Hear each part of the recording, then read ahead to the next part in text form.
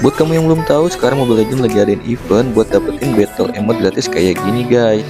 Caranya gampang banget, kamu tinggal klik tautan yang ada di bawah pojok kiri ini, lalu kamu tinggal masuk ke eventnya. Nah di sini kamu tinggal spin ya.